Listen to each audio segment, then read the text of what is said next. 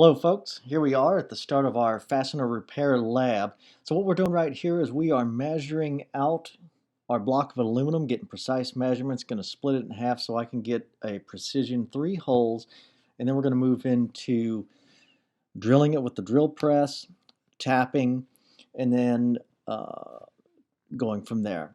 So without further ado, let's go ahead and get into the tapping. I'm going to speed up the video, make it a little bit faster. See you in a bit. Zoop.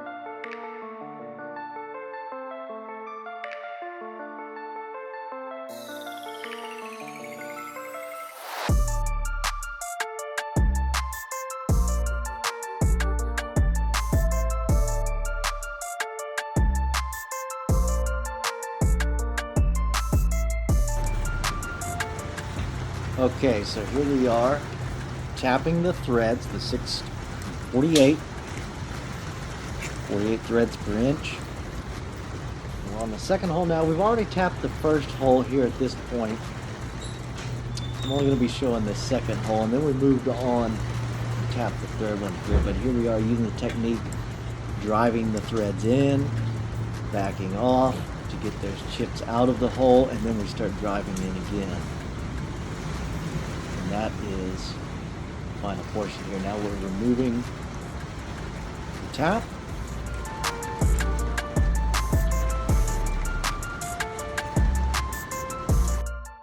Okay, so now as you can see, we have threaded the screws into those newly tapped holes, and what you see here in these two images is a damaged thread, and now we're going to repair that by, first we actually took a hammer, not that brass one there by the way, that one's just in the frame there, but we took a ball peen hammer and we actually cold worked that raised metal that you saw in those pictures back there, and we actually worked that back in from the flat tip where it had raised one side. It basically raises the cross sides as you put that torquing motion on there. We worked that metal back into place, and now we're taking a needle file and we're just cleaning it up. We're recutting that slot and polishing it out.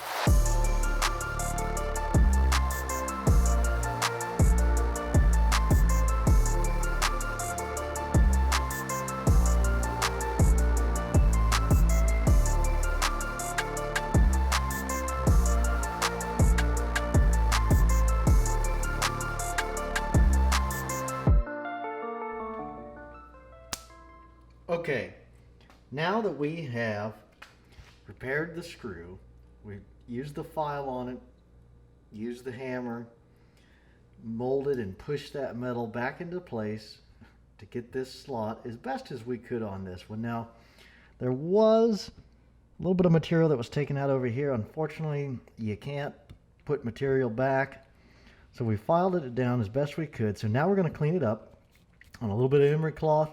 I've chucked the screw up, a little bit of cardboard around there to protect the threads, and now we're going to dress up the top portion of this and go from there.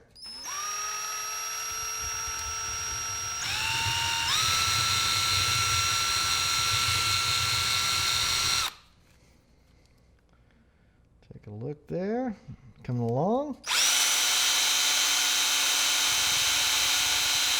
And you just want to use light pressure here.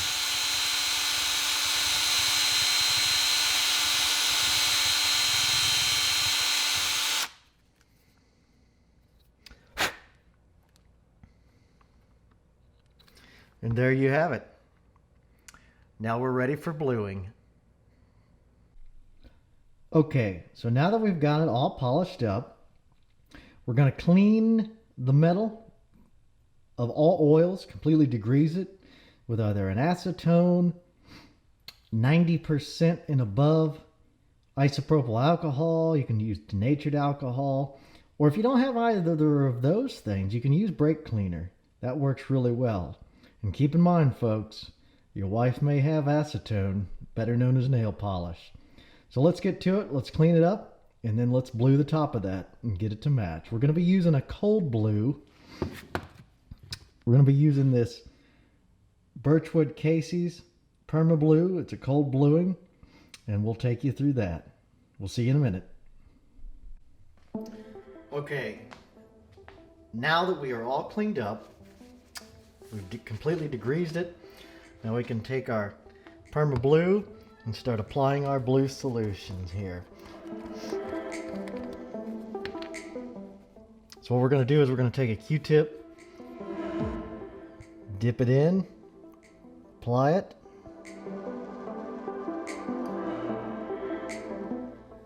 and let that sit for 1 minute. After 1 minute, we're going to go take it, wash it off with cold water, and then we're going to card off that little layer of rust that'll have formed with a little bit of a steel wool.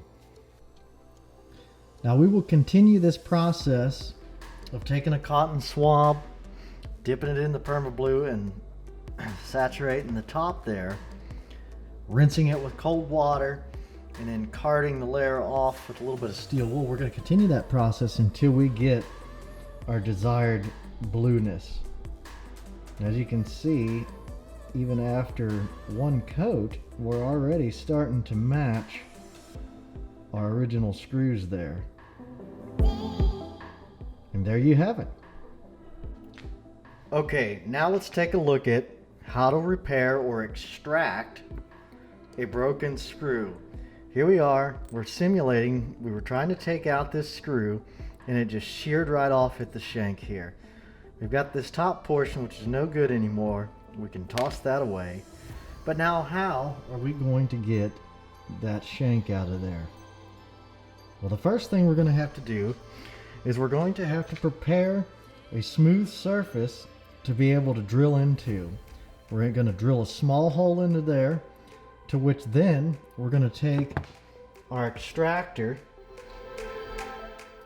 and we're going to use this extractor. It's reverse thread, so counterclockwise. We're going to take this, thread it into the hole that we're forming, and then as we turn this, it bites in to the meat of the shank and then thus rotates that screw nicely right out of your threads. Now the trick is getting this out of here without damaging the existing threads. But even if you do that, you may be able to retap it.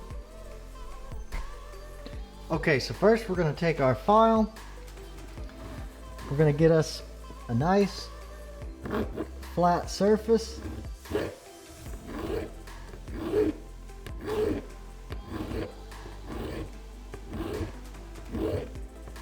And be careful that you're not damaging the surrounding area. Okay, now we've got a nice flat area to work with right there, as you can see. Now what we're going to do, we're going to do a center punch and then start drilling our small hole with a 5/64 jobber drill bit here. So let's get our punch. What we're going to do is we're going to position this right in the center and make a nice wrap. Boom. That gives us a place to start drilling into without having the drill bit start walking all over the place. We're going to go ahead and chuck up our 5/64 jobber bit.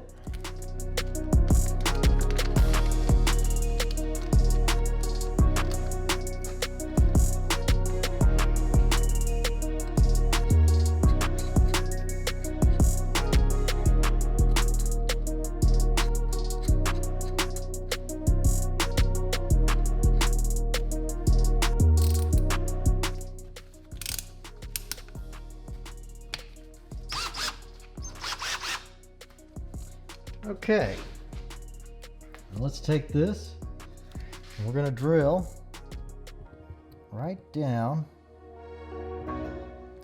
into the center there.